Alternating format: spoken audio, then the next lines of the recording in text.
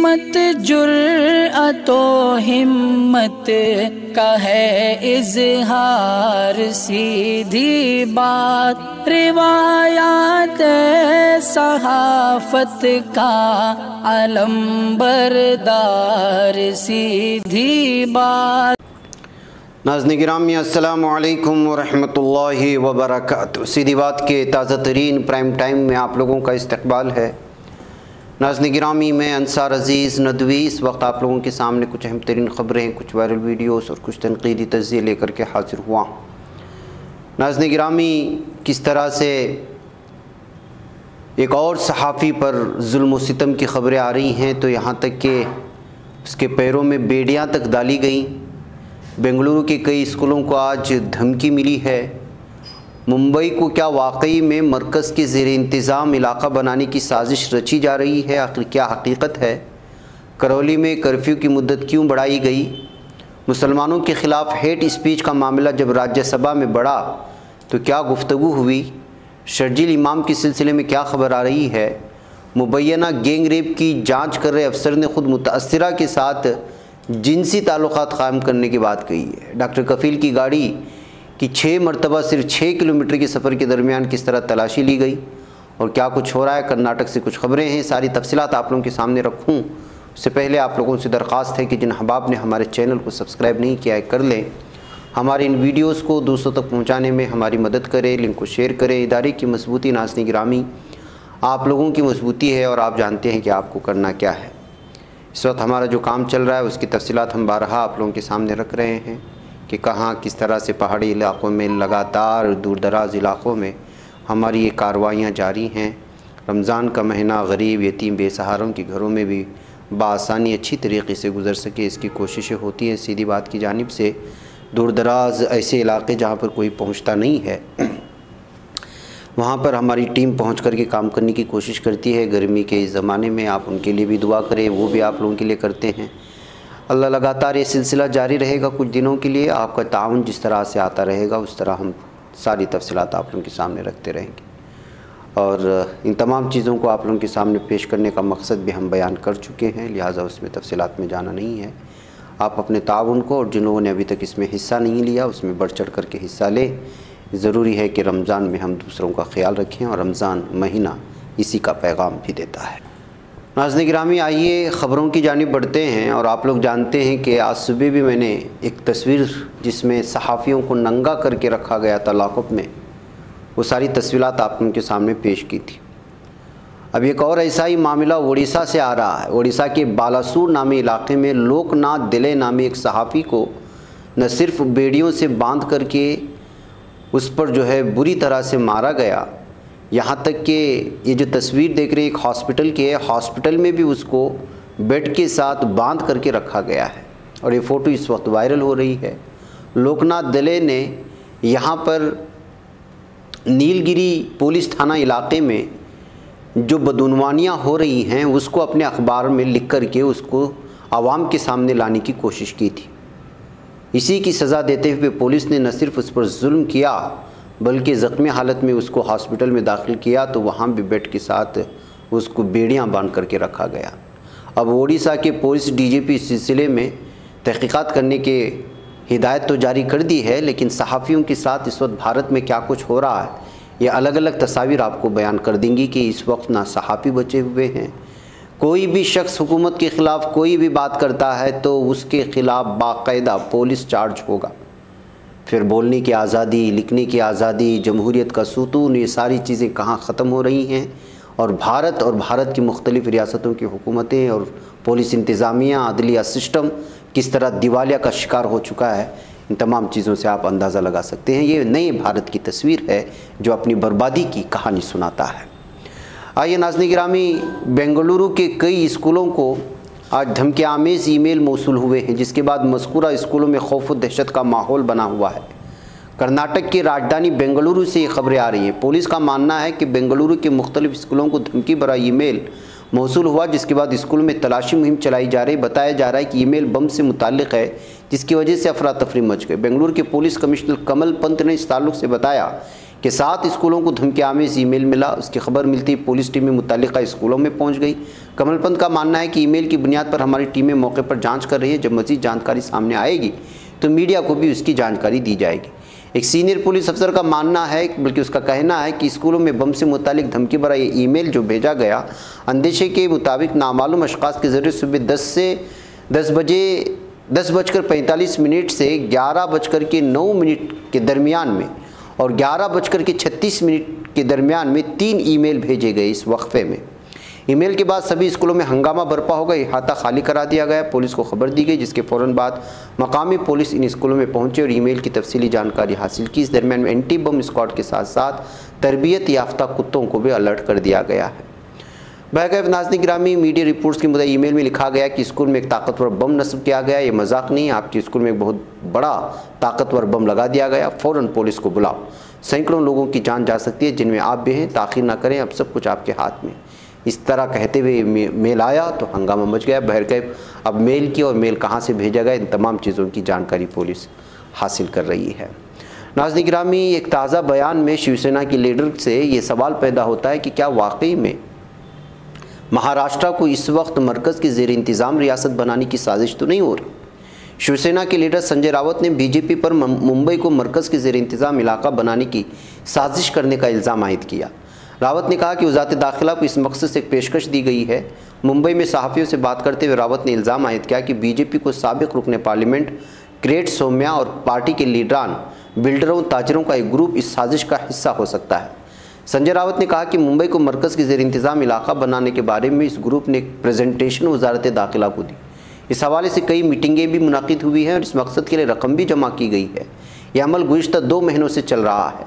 रावत ने कहा कि मैं जो भी कह रहा हूँ इससे साबित करने के लिए मेरे पास सबूत है। उन्होंने मजीद कहा कि वज़ीर आला उद्धव ठाकरे भी इस मामले से वाकिफ़ हैं।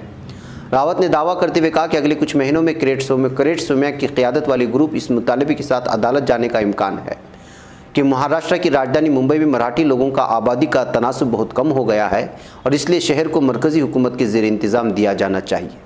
ख्याल रहे कि महाराष्ट्र में बीजेपी और बरसर इक़्तिदार शिवसेना के दरमियान घुमसान जारी है। दोनों ही पार्टियां किसी न किसी मसले पर एक दूसरे पर हमला करने से नहीं चूक रही। हाल ही में उद्धव की क़ियादत वाली महाराष्ट्र हुकूमत ने 57 करोड़ रुपए के घोटाले के इल्ज़ाम में बीजेपी के लीडर और साबिक़ रुकने पार्लियामेंट क्रेट सोम्या, उनके बेटे नील सोम्या के खिलाफ मुंबई में मुकदमा दर्ज किया है। बहरकैफ नाज़रीन गिरामी, ये बहुत बड़ी बात है कि महाराष्ट्र को अगर मरकज़ के ज़ेर इंतज़ाम रियासत बनाया जाता है तो फिर अंदाज़ा लगा सकते हैं कि किस कदर जो है तबाही होगी और क्या कुछ किस तरह के फ़ैसले बदल सकते हैं। और बराह रास्त फ़ैसले जो होंगे वो मरकज़ के ज़ेर इंतज़ाम में होंगे और महाराष्ट्र की हुकूमत का कोई किरदार बाकी नहीं रहेगा।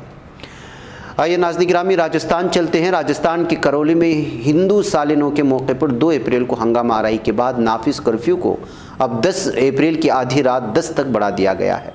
ज़िला कलेक्टर और ज़िला मजिस्ट्रेट राजेंद्र सिंह शेखावत के जारी करदा अहकामात के मुताबिक अब खाने पीने की अशिया, पेट्रोल, मेडिकल समेत तमाम ज़रूरी अशिया की ख़रीदारी के लिए 9 बजे से दोपहर 12 बजे तक कर्फ्यू में 3 घंटे की नरमी होगी। दूसरी तरफ करौली में गड़बड़ी के बाद जुमेरात को शहर में छठे दिन भी सन्नाटा छाया रहा और लोग कर्फ्यू की सुबह अपनी ज़रूरत का सामान ख़रीदने के बाद घरों में क़ैद होकर के रह गए हैं। नाज़रीन गिरामी, मालूम होना चाहिए कि करौली में हिंदुत्व दहशतगर्द शिवरात्रि के मौके पर यहाँ पर हंगामा मचा करके मुसलमानों के कत्लेआम की साजिश रची थी और उनकी कर्फ्यू के दरमियान में 40 के करीब जो है दुकानों को और जायदाद को जला दिया था। आइए नाज़रीन गिरामी, अब चलते हैं। राज्यसभा में अपोजिशन लीडर मल्लिकार्जुन खड़गे ने 6 अप्रैल को मुल्क के मुख्तलिफ हिस्सों में मुसलमानों के खिलाफ हेट स्पीच के मसले को उठाया। उन्होंने बराड़ी में मुनक़िद हालिया हिंदू महापंचायत का भी तस्करा किया, जहाँ हिंदुत्व लीडर यती नरसिंगानंद, जो दहशतगर्द का एक रूप है, उसने ज़मानत की शराइत की खिलाफ वर्जी करते हुए एक बार फिर लोगों से हथियार उठाने की अपील की थी। खड़गे ने सुष्मिता देव और तृणमूल कांग्रेस के मोहम्मद नदीमुल हक के साथ बढ़ती हुई कीमतों और हेट स्पीच के मामले पर ज़ाब्ता 267 के तहत नोटिस दिया। तब जब ऐवान की कार्रवाई शुरू हुई तो चेयरमैन एम वेंकैया नायडू ने कहा कि उन्होंने ज़ाब्ता 267 के तहत इन मसाइल को उठाने की इजाज़त नहीं दी। खड़गे ने इसरार किया कि वो सिर्फ एक जुमला कहना चाहेंगे और नायडू ने उन्हें बोलने की इजाज़त दी। खड़गे ने कहा, जनाब, मैंने मुल्क भर में हेट स्पीच के बढ़ते हुए मामलों के सिलसिले में ज़ाब्ता 260 सेहत के तहत नोटिस दिया। इसके साथ ही सहाफ़ियों को हरासा करने, बिलखुसूस Hindustan gazette, Newslaundry, the Quint, article 14 वगैरह के सहाफ़ियों को हरासा करने के बारे में नोटिस दिया है। ये चला आ रहा है और स्वामी यति नरसिंहानंद हरिद्वार से दिल्ली तक इश्तियालंगेज़ तकरीर कर रहा है। खड़गे ने हिंदू महापंचायत का भी हवाला दिया और इल्ज़ाम लगाया कि इतवार 3 अप्रैल को एक स्वामी ने कहा कि तमाम मुसलमानों को कत्ल कर देना चाहिए। इस पर नायडू ने हिदायत दी, ये रिकॉर्ड पर नहीं जाएगा, किसी कमेटी का नाम रिकॉर्ड पर नहीं जाएगा। उन्होंने कहा, अगर उन्होंने बेमाना बातें भी कही हैं तब भी हमें इन बातों को नहीं कहना चाहिए। इसे दोबारा ऐवान में उठाना और फिर इस पर बहस करना कि किसने क्या कहा, इससे मसला हल नहीं होने वाला। मैंने इसकी इजाज़त नहीं दी। उन्होंने कहा कि किसी को भी किसी कमेटी के खिलाफ नफरतंगेज़ तकरीर नहीं करनी चाहिए, चाहे वो अक़लियत हो या अक्सरियत। बरादरियों का नाम लिया जाए और कोई किसी के खिलाफ भी तकरीर नहीं करनी चाहिए। बहरकैफ नाज़रीन गिरामी, आप अंदाज़ा लगाएं ज़मीनी सतह पर क्या हो रहा है और असम्बली में और इस तरह के ऐवान में जब बात उठाते हैं तो किस तरह की जवाबात सामने आते हैं। नाज़रीन, शर्जील इमाम की बात करते हैं। दिल्ली की एक अदालत ने 2020 में शिमाली मशरक़ी दिल्ली फसादात के मुलजिम जिन पर इल्ज़ामात लगे हैं शर्जील इमाम, अब इल्ज़ामात कितने सच्चे हैं आपको पता ही है। उसके वॉइस सैंपल लेने के पुलिस की दरख्वास्त को मंजूर कर लिया, यानी मुलजिम शर्जील इमाम के वॉइस सैंपल लिए जाएंगे। दिल्ली पुलिस शर्जील इमाम के आवाज़ और आसनसोल और बिहार में इश्तियालंगेज़ तकरीर करने के मुबैना वीडियो में मौजूद आवाज़ को मिलाना चाहती है। अदालत शर्जील इमाम की ज़मानत का हुक्म आज सुनाएगी। एडिशनल सेशन जज अमिताभ रावत ने जुमेरात को शर्जील इमाम के आवाज़ के नमूने लेने की दरख्वास्त की इजाज़त दे दी थी। नाज़रीन गिरामी, हम किस तरह के समाज और माशरे में रहते हैं और पुलिस की जहनीत कभी कभी किस तरह से जो है उसका जुल्म सितम सामने आता है, इस तरह की ख़बरें जब आती हैं तो आप पुलिस इंतज़ामिया से नफ़रत करने लग जाते हैं। बिहार के गया में एक पुलिस स्टेशन के थाना इंचार्ज SHO की मुतासिरा खातून की शिकायत पर कार्रवाई करने के लिए जिनसी ताल्लुकात के मुतालबे के इल्ज़ाम में मंगल को गिरफ़्तार किया गया है। इल्ज़ाम है कि देल्हा पुलिस स्टेशन गया के SHO सुधीर कुमार ने मुबैना तौर पर मोबाइल फ़ोन पर खातून को फहश वीडियो और पैगामात भी भेजे थे। Senior superintendent of police Harpreet Kaur ने नामानिगारों को बताया, मुलजिम पुलिस एहलकार मुतासिरा की शिकायत पर दर्ज 5 लोगों के खिलाफ जिनसी हरासानी के मामले की जांच कर रहा था। मुतासिरा लड़की का इल्ज़ाम है कि जब भी उसने पुलिस एहलकार से अपने केस में तफ्तीश की पेशरफ्त के बारे में पूछा तो पुलिस एहलकार ने जिनसी ताल्लुकात कायम करने का मुतालबा किया। इंडियन एक्सप्रेस ने भी इस रिपोर्ट को शाये किए। 23 साल खातून के साथ देल्हा पुलिस स्टेशन के तहत आने वाले गांव में गुज़िश्ता साल मुबैना तौर पर गेम ब्रेक हुआ था और उसकी चार्जशीट भी दाखिल हो गई थी, लेकिन पुलिस अफसरान जांच करने के नाम पर, तहक़ीक़ात करने के नाम पर ख़ुद मुतासिरा के साथ जिस्मानी ताल्लुकात बनाने पर मजबूर करती है पुलिस। तो आप अंदाज़ा लगाएँ तहक़ीक़ात किस सिमत में जाती हैं। आइए नाज़रीन गिरामी, कुशीनगर से SP के MLC उम्मीदवार डॉक्टर कफ़ील खान ने पुलिस पर उन्हें हरासा करने का इल्ज़ाम लगाया है।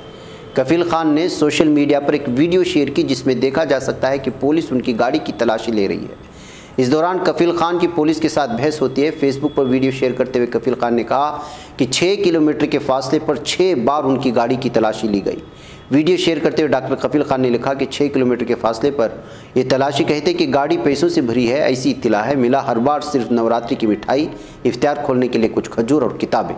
बोले, डॉक्टर साहब ऐसे इलेक्शन जीतेंगे? मैंने कहा, इख्तिदार की घबराहट तो ये पैगाम दे रही है कि मैं इलेक्शन ऑलरेडी जीत गया। तो नाज़रीन गिरामी, इस वीडियो को आप आवाज़ के साथ सुने और देखें कि एक मुस्लिम उम्मीदवारों के साथ किस तरह से पुलिस यहाँ बर्ताव कर रही है यूपी में, और अभी से डॉक्टर कफ़ील खान से यहाँ की हुकूमत डरी हुई नज़र आ रही है। आवाज़ के साथ सुने, अगली खबरों की जानिब बढ़ता हूँ। भी आ रही है, आगे गई, आपको हमारा जो है वहाँ पे हमने मुझे मेरा काम करने दीजिए। तो मैं कहाँ काम से आपसे शांति से खड़े रहिए। मैंने कहा है वहाँ पे 100 लोगों को मैंने काम। बस निकले एक बार फोन निकालो, में बाधा मत डालो। तो दूर खड़ा हूँ, समझ गए? चलो वहाँ जाओ, जाओ वहीं से लो, जो करना है करो। दूर खड़ा हूँ मैं आपसे, आप मुझे क्यों बोल रहे हैं?